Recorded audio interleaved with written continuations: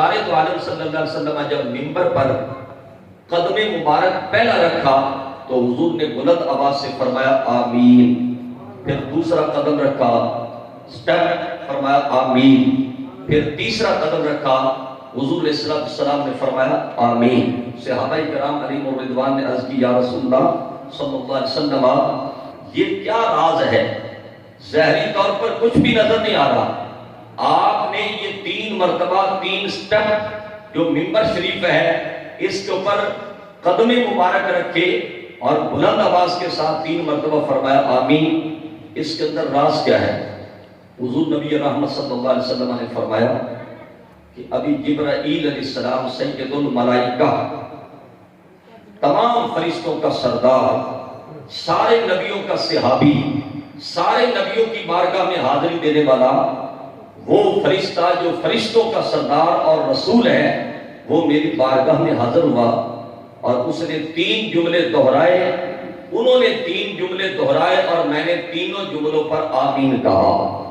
پہلی مرتبہ جبرائیل علیہ السلام بولے کہ یا رسول اللہ صلی اللہ علیہ وسلم آپ کا وہ امتی جو اپنی زندگی میں زندہ بھی ہو، صحت مند بھی ہو، عاقل بالغ بھی ہو، باشعور بھی ہو، پھر رمضان شریف کا مہینہ آ جائے، رمضان شریف کا مہینہ آ جائے، رمضان کے روزے رکھے، تسبیح پڑھے، تراویح پڑھے، قرآن پڑھے، استغفار کرے، کلمہ شریف پڑھے، درود شریف پڑھے، مال کی زکات ادا کرے تو اللہ کریم کو راضی کر کے جنت کا حقدار بنے. اگر آپ کا امتی رمضان شریف کا مہینہ پائے، اس لیے کہ حضور فرماتے ہیں کہ ماہ رمضان جو ہے یہ نبی کی امت کو بخشوانے کے لیے آتا ہے. یعنی ماہ رمضان کوئی بوجھ نہیں اور یہ کوئی مصیبت نہیں.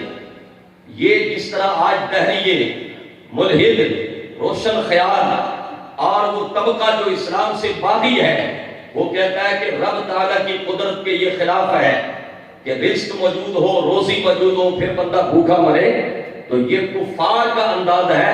اللہ رسول کا فرمان یہ نہیں.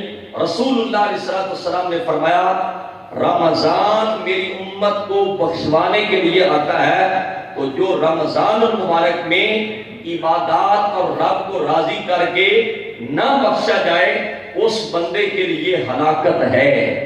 وہ بندہ خیر و خسر ہو جائے، وہ بندہ برباد ہو جائے. تو جبرائیل علیہ السلام نے یہ کلمات دہرائے اور ہمارے نبی محمد مصطفیٰ علیہ السلام نے فرمایا آمین، ایسا ہی ہو.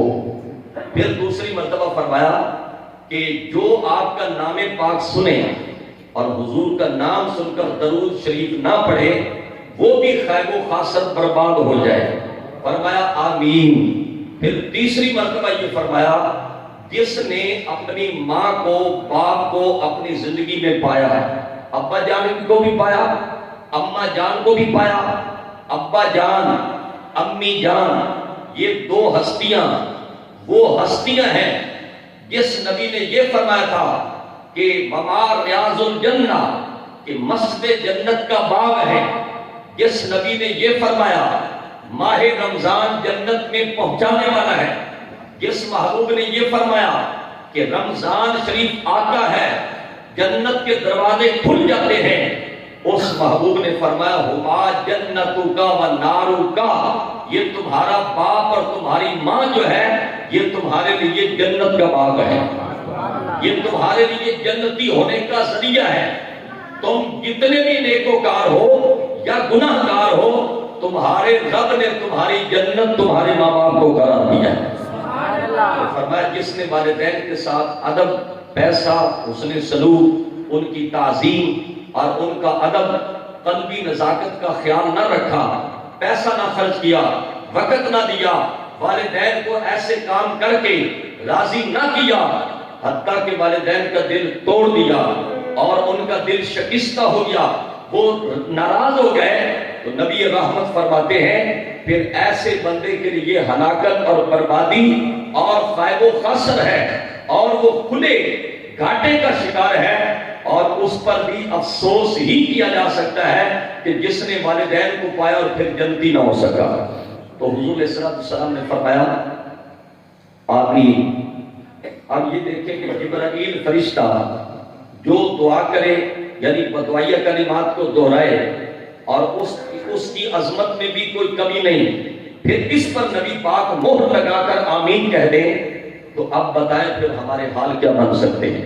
یہ ایک خطبہ ہے جو حضور علیہ السلام نے اپنے زمانے میں دیا۔ دوسرا خطبہ